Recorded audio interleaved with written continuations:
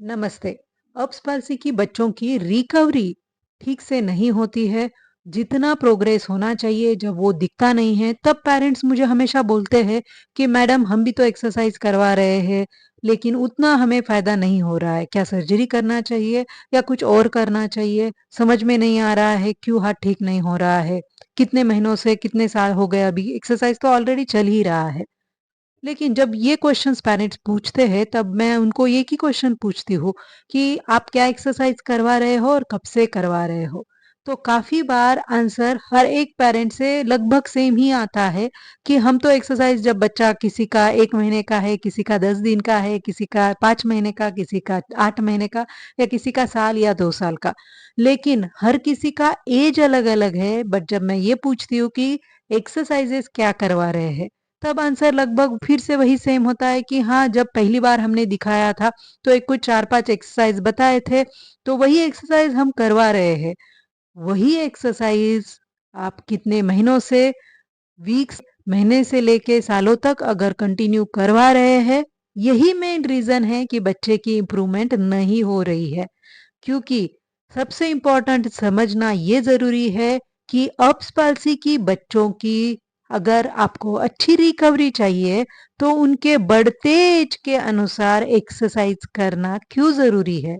तो चलिए, इस वीडियो में हम समझते हैं कि ऐसे कौन से 4 साइंटिफिक रीज़न हैं जो आपको एज़ अ पेरेंट पता होना ज़रूरी है। तभी जाके आपके बच्चे की रिकवरी ढंग से और पूरी तरह से होने में आप उसको मदद कर सकते हैं। तो चलिए, बहुत ही आसान तरीके में हम इसको समझते हैं। तो सबसे पहला रीज़न है न्यूरल डेवलपमेंट। बेबी की ग्रोथ होते समय बच्चे का नर्वस सिस्टम हर 1 महीने मैच्योर होता है, यानी उसकी ग्रोथ होती है। और इसीलिए 0 मंथ से, यानी बच्चा जब पैदा हुआ है वहां से लेके लगभग 2-2.5 महीने तक जो है, आपको पैसिव मूवमेंट्स, यही एक्सरसाइज का फॉर्म होना चाहिए। उसके बाद जब बच्चा 3 से 4-6 महीने के बीच में आता है, तब वहां पे पैसिव मूवमेंट नहीं रहेंगे। एक्सरसाइज का फॉर्म, एक्सरसाइज के टाइप यहाँ पे बदलेंगे और एक्सरसाइजेस यहाँ पे फिर एक्टिव असिस्टेड फॉर्म में आना शुरू होगा। और उसके बाद 6 महीने के आगे जब कोई भी बच्चा आगे उस एज में आता है, तब वहां पे एक्टिव असिस्टेड के जगह पे एक्टिव एक्सरसाइज करना जरूरी होता है। और उसी लिए यहाँ पे बच्चे के एक्सरसाइज भी अलग अलग होंगे, तभी ये साइंटिफिक पैरामीटर जो है हम अचीव कर सकते हैं उसके नर्वस सिस्टम के डेवलपमेंट के साथ साथ। सेकंड रीजन है मसल मैच्योरिटी।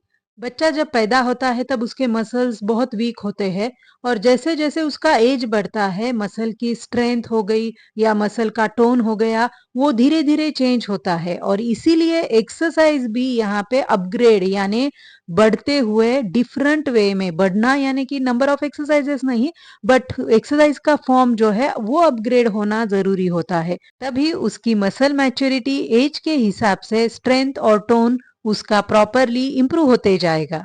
थर्ड रीजन है मोटर माइलस्टोन। इसके ऊपर तो ऑलरेडी मैंने वीडियो भी बनाए हुए हैं जो आप देख सकते हैं, जहां पे मैं हमेशा एक ही चीज बताती हूँ कि बच्चा जब बढ़ता है एज के हिसाब से, उसका एज बढ़ता है, तब उसका मोटर माइलस्टोन भी चेंज होता है। जैसे कि पहले सीधा सोता है, फिर आगे चल के टमी टाइम, उल्टा सोना, गर्दन पकड़ना, रोल करना, करवट बदलना, फिर आगे चल के बैठना या क्रॉलिंग करना, खड़े होना, फिर चलना। तो ये सारे मोटर माइलस्टोन डेवलपमेंट जब बच्चे का होता है, तो उस तरह से एक्सरसाइज का फोकस, एक्सरसाइज का टाइप भी बदलना जरूरी है। तभी जाके जो हाथ बच्चे का वीक है या मूवमेंट अच्छे से नहीं कर पा रहा है, तो ये मोटर डेवलपमेंट के साथ अलग फॉर्म के एक्सरसाइज करके हम हाथ को सारे एक्टिविटीज में, डेवलपमेंटल एक्टिविटीज में इन्वॉल्व करके उसको ठीक कर सकते हैं। लास्ट और फोर्थ रीजन है न्यूरोप्लास्टिसिटी विंडो। यानी कि बच्चा जब पैदा होता है 0 मंथ से लेके 12 महीने तक, यानी कि 1 साल के अंदर के जो भी बच्चे हैं, उनकी नर्वस सिस्टम की डेवलपमेंट बहुत ही फास्ट होती है। उनकी नर्वस सिस्टम बहुत फास्ट वे में हर एक चीज अच्छे से लर्न करती है। और इसीलिए एज के हिसाब से सही एक्सरसाइजेस उस एज में, यानी कि मंथ वाइज करना बहुत जरूरी होता है। और सही एज के साथ सही टाइम पे सही एक्सरसाइज करने से मैक्सिमम बेस्ट रिकवरी हम बच्चे में अचीव कर सकते हैं। गोल तो सेम ही रहेगा, यानी कि जो अप्स पाल्सी हुई है, ब्रेकियल फ्लेक्सस जो इंजरी हुई है, नसों का जो जाला होता है, नर्व कोई भी हो सकती है, C5 से लेके T1 तक, तो नर्व तो वही है जिसको हमें ठीक करना है, लेकिन एज वाइज एक्सरसाइजेस बदलना, मोड ऑफ एक्सरसाइजेस चेंज होना, डिफरेंट टाइप्स के एक्सरसाइज करना, यही एक्चुअली सही साइंटिफिक रीजन है। हमारा जो एक्चुअल ओरिजिनल गोल है कि हाथ को ठीक करना है, उसको अचीव करने के लिए। तो मैं आशा करती हूँ कि इस वीडियो में आपको समझ में आया होगा। जो हमेशा एक कॉमन डाउट होता है कि हम भी तो एक्सरसाइज कर रहे हैं लेकिन फायदा क्यों नहीं हो रहा है।